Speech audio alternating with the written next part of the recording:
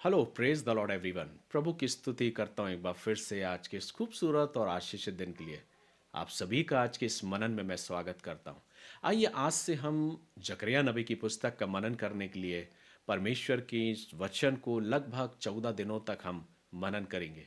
मैं इसलिए कह रहा हूँ क्योंकि इस पुस्तक में तकरीबन 14 अध्याय हैं और हम लगातार हर रोज एक अध्याय पर अपने ध्यान को केंद्रित करेंगे। लेकिन इससे पहले मैं जकरिया के इस पुस्तक के विषय में कुछ बातों को आपको बताने का प्रयास करूंगा। और ये हम बातों को सीखेंगे कि इससे पहले कि इस पुस्तक का हम मनन करें, ये किस संदर्भ में है, किस बारे में वर्णन जकरिया अपनी पुस्तक में अपने संदेश में वो करता है। जो ही आप जकरिया की पुस्तक खोलेंगे तो सबसे पहले हमें इस बात को देखने को मिलता है कि जकरिया एक आह्वान दे रहा है लोगों को कि वो परमेश्वर की ओर फिरे और परमेश्वर भी उनकी ओर फिरेगा। जकरिया जब अपने इस वचन को, अपने संदेश को दे रहा है तो ये उस समय का वक्त है जब मंदिर का निर्माण कार्य चल रहा है।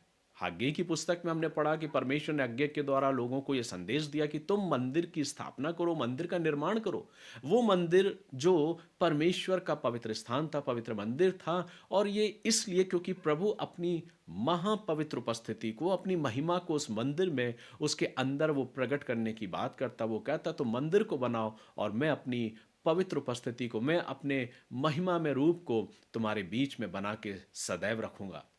परमेश्वर की जिज्ञासा है कि वो अपने लोगों के बीच में डेरा करना चाहता है। और जैसा कि हम बीती पुस्तकों में, भविष्यवक्ताओं की पुस्तकों में मनन कर चुके हैं, चूंकि हम जब जकरिया की पुस्तक में आते हैं तो ये उस समय का संदेश है जब जकरिया देख रहा है कि लोग मंदिर का निर्माण कर रहे हैं। इसे दो भागों में बांटा गया है जो हम आगे और मनन में आगे सीखते जाएंगे। लेकिन अभी जो मैं एक संदर्भ आपको बता रहा हूं कि जकरिया जो है वो मंदिर का जब निर्माण कार्य चल रहा है उस बीच में लोगों को परमेश्वर के उस संदेश को दे रहा है। जकरिया की पुस्तक में तकरीबन 8 ऐसे दर्शन देखने को मिलते हैं जो इज़राइल की पुनर्स्थापना, मंदिर की महिमा और आने वाले मसीही जो उद्धार करता है, जो प्रभु यीशु मसीह है, उसके आने की और उसके आगमन की घोषणा को वो करता है, उस भविष्यवाणी को वो करता है। और वो उन बातों को वर्णन करता है जो 8 दर्शन वो देखता है, जिसमें मसीह का शांति का युग होगा, जिसमें वो न्याय करेगा और शासन करेगा और उसके लोग उसके साथ होंगे। और यही बातें इस पुस्तक में हमें देखने को मिलेगी। और 14 डेज तक, 14 दिनों तक हम इन्हीं विषयों पर मनन करेंगे। लेकिन आज मैं आपके बीच में पहले अध्याय की ओर आपके ध्यान को केंद्रित करना चाहूंगा। जैसे ही हम जकरिया की पुस्तक उसके पहले अध्याय को पढ़ते हैं तो हम देखते हैं कि जकरिया जो है वो परमेश्वर के उस संदेश को परमेश्वर के लोगों को देता और वो कहता कि तुम अपने बाप दादाओं के समान मत बनना, क्योंकि उन्होंने परमेश्वर के द्वारा भेजे गए सभी भविष्यवक्ताओं को नजरअंदाज कर दिया था। उन्होंने परमेश्वर के द्वारा भेजे हुए उन भविष्यवक्ताओं की वाणियों को, उन संदेशों को अनसुना कर दिया था, जिसका परिणाम उनको भुगतना पड़ा। और वो परिणाम ये था कि वे बार बार उन बंधुआई में, उन राजाओं के द्वारा उन बंधुआई में वो गए और उनका जो जीवन था वो पूर्णतः बंधुआई में व्यतीत रहा। लगभग 70 साल तक वे अपने जीवन में अपनी जिंदगी को उन्होंने देखा। और फिर परमेश्वर अपने दृष्टि को, अपनी दया को उनके ऊपर करता है और उन्हें उस बंधुआई से फेर कर लेकर आता है। जब वे बंधुआई से आ जाते हैं तो परमेश्वर उन्हें यरूशलेम में फिर से उनकी स्थापना करता है, उन्हें पुनर्स्थापित करता है। और इससे पहले कि उन्हें पुनर्स्थापित करे, वो उन्हें एक आदेश भी देता है कि तुम अपने बाप दादाओं के समान मत बनना, जिन्होंने मेरी आज्ञाओं की अवहेलना करी और मेरी आज्ञाओं को उन्होंने नहीं माना। और बार बार उसका परिणाम यह हुआ कि वे अपने जीवन में उस बंधुआई के दंड को अपने जीवन में वो लाने वाले हो पाए। लेकिन उसके अवज में परमेश्वर ये कहता कि अगर तुम मेरी ओर फिरोगे तो मैं भी तुम्हारी ओर फिरूंगा। परमेश्वर अपने उस संदेश में इस बात को बोलता है कि तुम मेरी ओर फिरो। एक आह्वान जो है वो जकरिया के माध्यम से अपने लोगों को देता है। उसका मकसद यह है कि लोग उसकी ओर फिरें। परमेश्वर अपने लोगों की ओर अपने मुख को करना चाहता है, वो अपनी महिमा को अपने लोगों के बीच में रखना चाहता है। और वो उनके बीच में, चूंकि उसने उनके पूर्वजों से ये शपथ खाई थी कि वो उन्हें ना कभी छोड़ेगा ना कभी त्यागेगा, इसी मनसा के साथ परमेश्वर उन्हें शिक्षा दे रहा कि तुम अपने बाप दादाओं के समान मत होना और तुम उनके समान मत बनना, क्योंकि मेरे हर एक भेजे भविष्यवक्ताओं को उन्होंने नजरअंदाज कर दिया। हम तकरीबन बड़े और छोटे सभी भविष्यवक्ताओं को पढ़ते हुए अपने मनन में आगे बढ़ते आए हैं और हमने इस बात को देखा कि सभी ने परमेश्वर के उन भविष्यवक्ताओं की जिन्होंने उस संदेश को उनके बीच में लेकर आए थे, उन्होंने कई बार उनकी चेतावनियों को और उनके उन संदेशों की अवहेलना करी, जिसका दंड उनको अपने जीवन में पाना पड़ा। कई बार परमेश्वर जब उनको दंड देता था और उनके जीवन में जब उनको बंधुआई में लेकर जाता था, तो प्रभु इस बात को बोल रहा है कि मैंने तो ये सोचकर उनको दंड दिया था कि कम ही वे अपने जीवन में उस दंड को पाए, लेकिन उन शासकों ने, उन राजाओं ने इनके जीवन में बहुत अधिक दंड को ला दिया था, विपत्तियों को ला दिया था। ऐसा नहीं है मेरे प्रियो कि परमेश्वर दंड दे के प्रसन्न होता है, ऐसा नहीं है। परमेश्वर उसके अवज में भी मुझे चेतावनी देता है कि हम किसी भी प्रकार से किसी कष्ट में या दंड के भागी ना हो। लेकिन अक्सर ये होता है कि उन लोगों ने परमेश्वर की आज्ञाओं की अवहेलना करी है, जिसका परिणाम स्वरूप उन्हें बार बार उस बंधुआई में जाना पड़ा। लेकिन अब परमेश्वर उनकी पुनर्स्थापना करता है, मंदिर का निर्माण चल रहा है और परमेश्वर अपने लोगों से बात कर रहा है, और उसकी मनसा ये कि वो उनके बीच में अपने आप को, अपनी उपस्थिति को, अपनी महिमा में उपस्थिति को उनके बीच में देना चाहता है। जब आप इस वचन को पढ़ेंगे और इन बातों को देखेंगे, तो प्रभु इस बात को कहता है कि जब ये संदेश जकरिया ने दिया, तो लोगों ने अपने मनों को फिराया और सब प्रभु की ओर फिर कर आ गए। जब आगे हम पढ़ते हैं, तो इस पहले अध्याय में जकरिया जो है वो पहले दर्शन को देखता है, और उस पहले दर्शन में वो घोड़ों से संबंधित उन दर्शनों को देखता है। प्रभु उन दर्शनों के बारे में उसे बताता है कि उसने अपने दूतों को छोड़ा और वे सारी पृथ्वी पर घूम कर आए, और उन्होंने क्या देखा कि चारों तरफ शांति।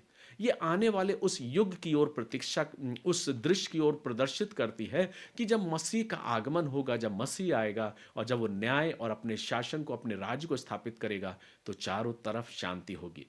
उसके बाद जब हम वचन को आगे पढ़ते हैं, तो प्रभु का वचन हमें इस बात को बताता है कि परमेश्वर उन जातियों के प्रति क्रोधित है जिनके द्वारा बार बार वे बाबुल की बंधुआई में गए या और अन्य बंधुआई में वो गए। परमेश्वर उन जातियों के लिए, उन शासकों के लिए अपनी घोषणा को करता, वो कहता है कि मैं इनके सींग को कुचल डालूंगा।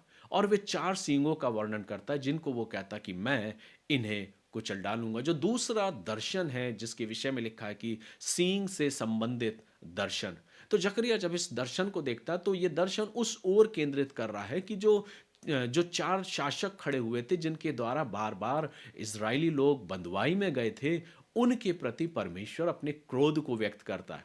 जब आप वचन को पढ़ते हैं, तो प्रभु का वचन कहता है, जो जातियां सुख से रहती हैं उनसे मैं क्रोधित हूं, क्योंकि मैंने तो थोड़ा सा क्रोध किया था। थोड़ा सा क्रोध अर्थात मैंने इनको सिर्फ बंधुआई में दिया था, लेकिन इन जातियों ने क्या किया, उन्होंने विपत्ति को बढ़ा दिया। जब इजरायली लोग बार बार बंधुआई में गए, जो चार शासकों के बारे में वर्णन यहां पर कर रहा है, चार राज्यों के बारे में जो वर्णन कर रहा है, उनके शासकों के बारे में परमेश्वर कह रहा है कि उन्होंने मेरे लोगों की विपत्तियों को और बढ़ा दिया था, जिसके कारण मैं क्रोधित हूं और मैं उनको जरूर दंड दूंगा। आगे कहता है कि इस कारण यहोवा यूं कहता है, अब मैं दया करके यरूशलेम को लौट आया हूं, मेरा भवन उसमें बनेगा और यरूशलेम पर नापने की डोरी डाली जाएगी। सेनाओं के यहोवा की यही वाणी है। परमेश्वर उन्हें फिर से पुनर्स्थापना कर रहा है, अपने लोगों की स्थापना कर रहा है, मंदिर का निर्माण चल रहा है, लोगों को उसने जोड़ लिया है और अपनी उपस्थिति को उनके मध्य में रखा है। लेकिन एक बात जो महत्वपूर्ण थी, वो ये कि उसने कहा कि तुम अपने बाप दादाओं के समान मत बनना, तुम अपने उन बाप दादाओं के समान उन मार्गों पर नहीं चलना जिन्होंने मेरे भविष्यवक्ताओं की चेतावनियों को और उन संदेशों की अवहेलना करी, लेकिन तुम मन से मेरी ओर फिरना हो, मैं भी तुम्हारी ओर फिरूंगा, और उसका प्रतिफल यह होगा कि मैं तुम्हें और अधिक उन्नत करूंगा और आशीषित करूंगा। लेकिन इसके साथ ही साथ परमेश्वर एक और दर्शन, जैसा कि अभी मैंने बताया कि वो सींग का दर्शन देखता है। वे चार ऐसे सींगों का वर्णन यहाँ पर करता है, और जैसा कि जकरिया पूछता है, तब जो दूत मुझसे बातें करता था उसने मुझसे पूछा ये क्या है। उसने मुझसे कहा, ये वे सींग हैं जिन्होंने यहूदा और इज़राइल और यरूशलेम को तितर बितर किया। फिर यहोवा ने मुझे चार लोहार दिखाए, चार सींग और चार लोहार, अर्थात परमेश्वर कहता है ये जो सींग है, ये लोहार उन सींग को काट डालेंगे। अर्थात ये उस ओर दृश्य दर्शाया जा रहा कि परमेश्वर इन प्रांतों पर, इन राज्यों पर अपने उस दंड को लेकर आने वाला है, उस दंड को देगा जिन्होंने उसके उसके लोगों पर, उन इजरायलियों पर विपत्ति को डाला था। आज वर्तमान में भी ये स्थिति है, वर्तमान में भी इन बातों को हम देख रहे हैं। लेकिन जैसा कि हम जानते हैं कि परमेश्वर की जो जाति, जो इजरायली जाति है, परमेश्वर का अनुग्रह, परमेश्वर का तेज और परमेश्वर की आशीष उनके जीवन पर बहुत अधिकाई से, क्योंकि परमेश्वर उनकी ओर से खड़ा है, परमेश्वर उनके साथ सदैव है। जब इस वचन को हम आगे पढ़ते तो अंततः ये खत्म होता है जकरिया की इस बात से कि उसने कहा ये वे सिंह है जिन्होंने यहूदा को ऐसा तितर बितर किया कि कोई सिर ना उठा सका, परंतु ये लोग उन्हें भगाने के लिए और उन जातियों के सींगों को काट डालने के लिए आए हैं जिन्होंने यहूदा के देश को तितर बितर करने के लिए उनके विरुद्ध अपने अपने सींग उठाए थे। जकरिया इस बात से अपने संदेश को यहाँ विराम देता है और पहला अध्याय खत्म होता है इस बात से कि प्रभु अपने दंड को उन लोगों के प्रति भी ला रहा है, उन राज्यों के प्रति, शासकों के प्रति, जिनको प्रभु ने इन इज़राइलियों को उनके हाथों में सौंपा था, लेकिन उन्होंने उनके ऊपर और ढेर सारी विपत्ति को डाल दिया था, जिसके कारण परमेश्वर नाराज है। और प्रभु कहता है कि मैं तुम्हारे सींगों को काट डालूंगा। जब इस अध्याय को हम पढ़ते हैं तो हम इस बात को देखते हैं कि परमेश्वर अपने समय पर अपने कामों को करता है। जब इस अध्याय को हम पढ़ते हैं तो हम इस बात को देखते हैं कि प्रभु बार बार मुझको और आपको चेतावनी देता है और वो कहता है कि हम सच्चे मन से प्रभु की ओर फिरें, अपने आप को प्रभु की ओर फेर लाएं ताकि हम प्रभु की आशीष को पाने पाए। प्रभु ये भी कहता है कि मैं तुम्हें फिर से पुनर्स्थापित करूंगा, तुम्हें उन्नत करूंगा, तुम्हें आशीष दूंगा। प्रभु ये भी कहता है कि मैं तुम्हारे मध्य में रहूंगा, तुम्हारे मध्य में चला फिरा करूंगा और तुम्हें आशीष प्रदान करूंगा। लेकिन इसके साथ ही साथ जो सबसे महत्वपूर्ण बात है, वचन कहता है जिन्होंने तुमको सताया है, जिन्होंने तुम पर अपनी विपत्तियों को और अपने अपने उन दबाव को तुम्हें कष्टों में डाला है, मैं उन्हें कभी नहीं छोड़ूंगा। और उस दंड को, उस प्रतिफल को वो उनको देता है। क्यों? क्योंकि ये प्रभु की जाति है, प्रभु के लोग हैं, जिसको प्रभु ने अपना कर रखा है। बेशक एक पिता होने के नाते उसने अपनी संतानों को अपनी ताड़ना दी, अपने दंड को दिया, लेकिन वो ऐसे दंड में नहीं डालना चाह रहा था। लेकिन वचन कहता है कि वो अब उनके प्रति खड़ा होकर अपने न्याय को प्रकट करता है। आने वाले दिनों में हम और भी बातों को सीखते जाएंगे कि प्रभु जब भविष्यवक्ताओं को भेजता है, जब कोई नहीं सुनता, तब अंततः प्रभु स्वयं अपने इकलौते पुत्र प्रभु यीशु मसीह को एक मानव रूप लेके संसार में भेजता है, जिसका मनन हम आगे करेंगे। लेकिन आज मैं आपसे पूछना चाहता हूं कि जकरिया की पुस्तक आपको मनन करने में कैसी लगी?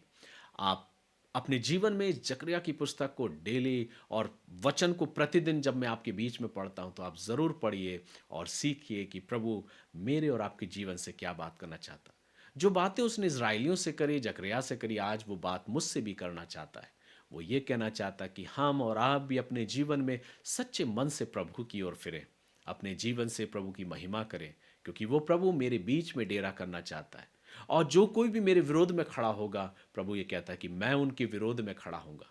तो मेरे और आपके लिए क्या महत्वपूर्ण है और क्या अच्छा मेरे प्रियो कि हम प्रभु की आज्ञाओं को माने, प्रभु की इच्छा के अनुसार चलें और अपने जीवन में दिन ब दिन एक ऐसे जीवन को जिएं जो प्रभु के साथ साथ चलने वाला जीवन है। और तब प्रभु कहता है कि मैं तुम्हारी ओर से खड़ा होऊंगा और तुम्हारे ओर से तुम्हारे लिए मैं लड़ूंगा। इसलिए आइए इस वचन को हम अपने हृदय में गहराई के साथ उतरने दें, प्रभु की महिमा करें और आज इस वचन के द्वारा अपने जीवन को आशीष आशीष में पाएं और परमेश्वर का धन्यवाद करें कि वो प्रभु सदैव मेरे और आपके साथ है। और इस आशा और विश्वास के साथ इन 14 दिनों तक अगर आप मेरे साथ जुड़े हैं तो लगातार मेरे साथ बने रहें प्रभु के वचन का मनन और चिंतन करने के लिए।